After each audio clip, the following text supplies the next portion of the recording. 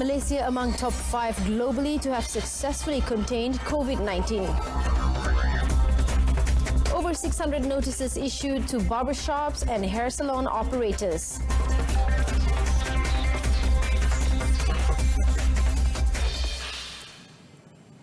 Good evening, I am Cynthia Arthur. You're watching News on 2. Malaysia is back in the single-digit range as it recorded 8 new COVID-19 cases, bringing the total cumulative cases to 8,453. Health Ministry Director General Dr. Noor Hisham Abdullah, in his daily briefing today, said there has also been another death reported as at 12 noon, bringing the total number of deaths to 121 in the last 24 hours.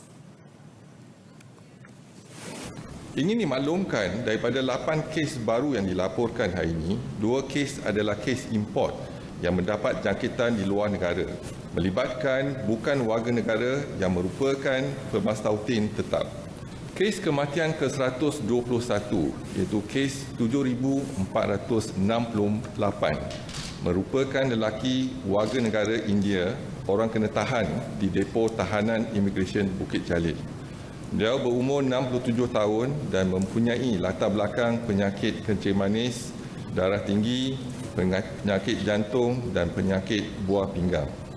Dr. Noor Hisham said a total of 35 patients have recovered and been discharged from hospital, bringing the total number of recoveries to 7,346, while active cases stood at 986, with 4 patients being treated at the intensive care unit. Malaysia has been recognized as among the 5 nations in the world to have succeeded in controlling the spread of COVID-19. Senior Minister Datuk Seri Ismail Sabri Yaakob said, under the leadership of Prime Minister Tan Sri Muhyiddin Yassin, Malaysia becomes one of the countries where the government's actions in controlling the spread of the virus was well accepted by the people, receiving global recognition following a survey. Penerimaan rakyat terhadap tindakan kerajaan telah mendapat pengiktirafan dalam satu tinjauan global yang mana Malaysia berada di dalam kedudukan antara 5 negara terbaik dunia dengan public approval yang tinggi. On another note, Datuk Seri Ismail Sabri said the country's borders will remain closed to anyone during the Recovery Movement Control Order RMCO. However, he said there is an exception made for those with important matter, including foreign diplomats and those under Malaysia My Second Home MM2H program. Explaining further, Datuk Seri Ismail Sabri said the no travel policy also applies to athletes who need to travel abroad for championships or competitions to qualify for the Olympic Games. Secara keseluruhannya, pintu sempadan kita masih ditutup kepada semua kepada rakyat kita yang keluar ataupun warga asing nak masuk dalam negara kita masih ditutup.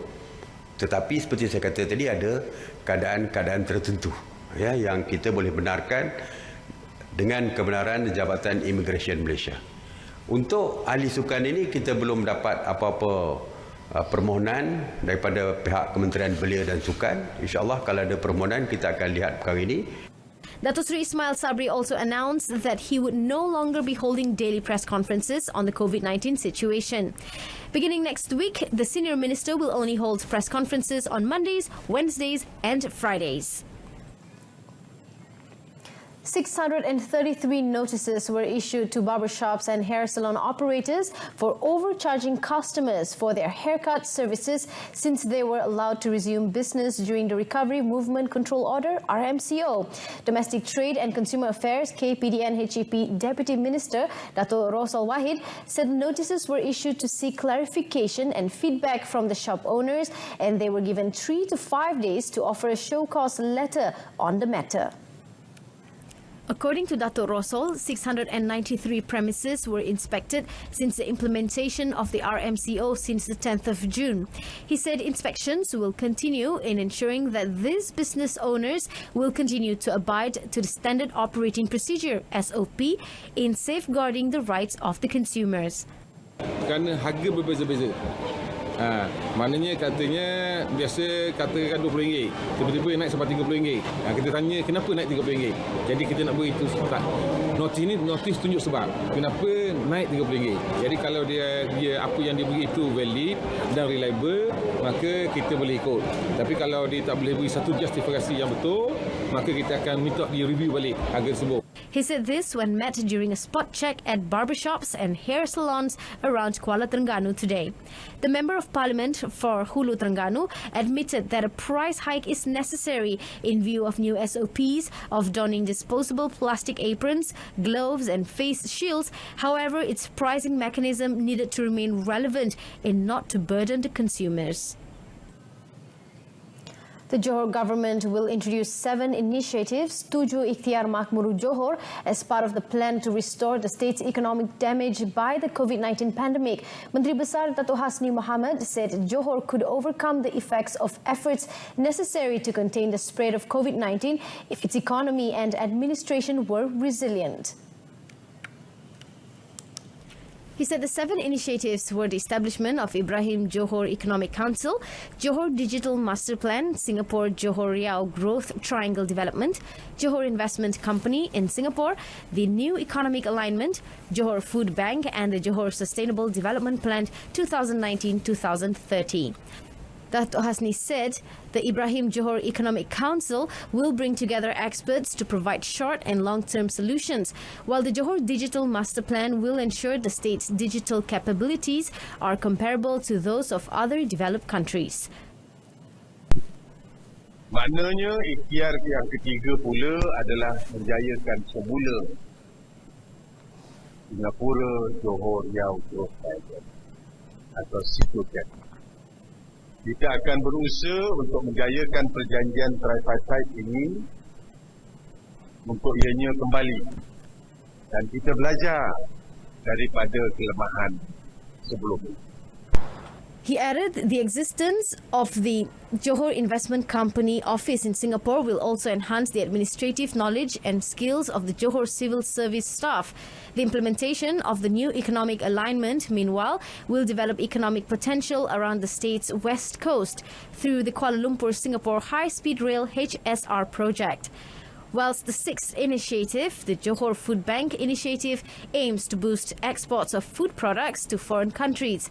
Dato' Hasni added the 7th phase of the Johor Sustainable Development Plan 2019-2030 will encompass 6 projects as an intervention and empowerment plan that will be coordinated with the cooperation of the state executive councillors, agencies and related departments. He said this in his Johor Menteri Besar's special address broadcast live on his official Facebook page today.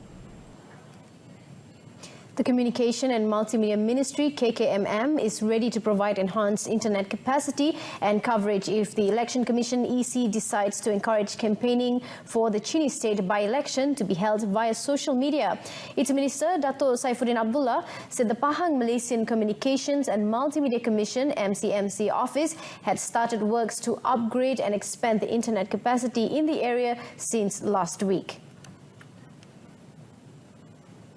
Dato' Saifuddin also said that if online campaign was made the standard operating procedure SOP for Cini, it would pave the way for the EC to reform the country's electoral system in line with technological developments. Tidak perlu sebahagian daripada kempen pilihan raya yang sejak zaman merdeka tu, ya, tapi beralih ke cara kempen yang lebih sesuai dengan zaman sekarang, menggunakan media sosial, dan mudah-mudahan apabila ini berlaku kita mengurangkan ketegangan dan mengurangkan suhu politik. Dato' Saifuddin added that internet should be used to limit the number of people on the field. Meanwhile, Pahang Malaysian Communications and Multimedia Commission MCMC Director Zahari Ismail said internet and mobile phone coverage will be enhanced, especially on the voting day. Berdasarkan kepada jumlah bilangan pengundi. So mana pusat pengundi yang ada bilangan pengundi yang tinggi 2,000, kita minta pihak telco sediakan solar on wheel ni untuk tambah kapasiti daripada masa tu. On another note, Datuk Saifuddin also denied viral social media reports indicating that he was involved in efforts to set up a new party called Parti Keadilan Negara. Coming up, Patrick Teo charged over Facebook remarks against TMJ. The government is set to amend the law to impose stricter penalties for those driving under the influence of alcohol and drugs, as well as driving dangerously. Transport Minister Datuk Seri Dr. Wee Ka Siong said the law will be enforced if the amendment to the Road Transport Act 1987, Act 333, is approved in the Parliament. He said the draft of the amendment has been submitted to the Attorney General's chambers for review before it is expected to be tabled in the Dewan Rakyat next month. Datuk Seri Dr. Wee also said that a survey involving more than 345,000 respondents showed that 94% of them supported the proposal to impose heavier penalties by way of fines, jail terms and disqualification from driving. He said he had also received messages from his friends in the opposition expressing support for the move to mete out heavier punishment on offenders. Serius, kita bukan secara lip service.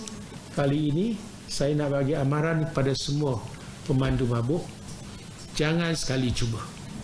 Okey, saya tak mencabuli hak sesiapa. You nak minum dekat rumah ke, dekat kolam renang, ditenggelamkan dengan apa juga, kamu boleh buat di mana? Di rumah. Tapi jangan memandu. Once you drive, I will take action. Under Section 45A, subsection 1 of the Road Transport Act, anyone caught driving under the influence can be fined between 1,000 and 6,000 ringgit or jailed up to 12 months. For fatal accidents caused by drunk driving, offenders can be charged under Section 44 of the Act, which provides for a maximum fine of 10,000 ringgit and a jail term of up to 12 months. The Transport Minister said despite public calls for drunk drivers in fatal accident cases to be punished with a death sentence or charged with murder under Section 302 of the Penal Code, the government would not tackle the issue hastily and would be guided by the principles of law. Upsound. Ada yang kata pakai Section Kanun Keseksaan 302 terus gantung mati. Tapi kena bukti di mahkamah ada niat untuk membunuh. Jadi kita tidak mahu nanti terlepas disebabkan niat itu tak dapat dibuktikan. Jadi secara spesifik ada threshold yang dilepas, habis dia akan kena. Jadi saya rasa dengan cara ini ianya lebih berkesan. Datuk Seri Dr. Wee said that if there is a criminal element involved with the intention to kill, then the police could proceed to charge the offenders under the Penal Code. Meanwhile, the Transport Ministry is in the midst of reviewing laws to ensure the welfare of drunk driving crash victims next of kin is well taken care of. Datuk Seri Dr. Wee Ka Siong said discussions on the matter are being made with the relevant agencies and ministries.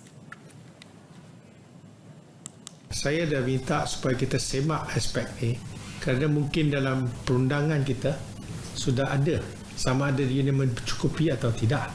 Jadi saya rasa kita masih lagi dalam peringkat menyemak dan pindaan ini membuktikan kita serius tentang apa yang berlaku sekarang.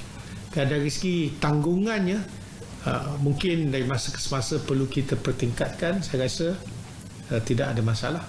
Tapi buat sekali ini apa isu paling penting, the contentious issue is please stop drunk driving. Itu yang kita nak buat. Dari rasa Former radio announcer and actor Patrick Teo Kang Yong has been charged in Johor Bahru Sessions Court for allegedly insulting Tunku Mahkota Johor, Tunku Ismail Ibni Sultan Ibrahim, on social media last month. The accused pleaded not guilty after the charge was read before Sessions Court Judge Kamaruddin Kamsun. According to the charge sheet, Teo was accused of making a statement with the intention of offending the feelings of others. The act is an offence under Section 233 subsection 1 subsection A of the Communications and Multimedia Act 1998 for sharing offensive and menacing content. If found guilty, the offence carries a maximum fine of 50,000 ringgit, a maximum jail term of 1 year or both, and a further fine of 1,000 ringgit for each day the offence is continued. Judge Kamarudin set bail at 10,000 ringgit with one surety and also set the 20th of July for the case next mentioned. He also ordered Teo not to make any statement on social media and electronic media until the case has been completed. Teo's arrest came after he was alleged to have posted an obscene sentence when he shared a video where Tunku Ismail was seen firing automatic firearms as part of his Johor military force training exercises. The post with the alleged obscene sentence has since been deleted from his Facebook page on the 14th of May. A businessman was charged in the Johor Bahru Sessions Court today for offering a bribe to an enforcement officer in an attempt to avoid getting compound notices for operating during the Movement Control Order MCO. 36-year-old Chan Yiseong pleaded not guilty when the charges were read in front of Judge Kamarudin Kamsun. According to the charge sheet, Chan gave a 500 ringgit bribe to a Kluang Municipal Council enforcement officer to avoid getting a compound for failing to adhere to a notice under Section 109 of the Local Government Act 1976 for operating during the MCO period. The offence was committed on the 20th of April at about 11:30 a.m. at the Kluang Municipal Council. He was charged under Section 17, subsection B of the Malaysian Anti-Corruption Commission MACC Act 2009, which is punishable under Section 24 of the same Act. If convicted, he could face a maximum of 20 years in jail and a fine not less than 10,000 ringgit or 5 times the amount of the bribe. His lawyer, Chua Shui Chien, asked for a lower bail as Chan has 2 elderly parents to support and his business was badly affected by the COVID-19 pandemic. The judge set 20th July for second mention with bail set at 10,000 ringgit in one surety. Chan posted bail. The case was prosecuted by Malaysian Anti-Corruption Commission MACC Prosecution Officer Ikhwan Ihsan Jalaluddin. The body of an 11-year-old boy who was reported missing after he was believed to have fallen into Sungai Bakau, Rawang on Friday was found today. The Fire and Rescue Department search and rescue team retrieved the body of 11-year-old Muhammad Shuail Fazli at around 8:30 a.m. today. The body was found by the search and rescue team in Sungai Gunting near Tasik Puteri Kundan, about 5 kilometers from where he fell into the river on Friday. Rescuers at the scene said the body was found by a local resident who was on the way to his farm. A spokesman said local residents reported the find to the rescue team before rushing over to the spot. The search team consisted of 40 personnel from the Fire and Rescue Department, aided by police and local NGOs. Gombak District Police Chief ACP Arifai Taraweh confirmed the incident, adding the body was sent to Hospital Sungai Buloh for post-mortem. Muhammad Shuail was said to be playing with his elder brother when he slipped into the river and was swept away in the 3:30 p.m. incident. That concludes this evening's News on 2. In our top story, Malaysia among top 5 globally to have successfully contained COVID-19. Join us again at 12:30 tomorrow afternoon. I'm Cynthia Arthur. Stay tuned to TV2 and have a pleasant evening.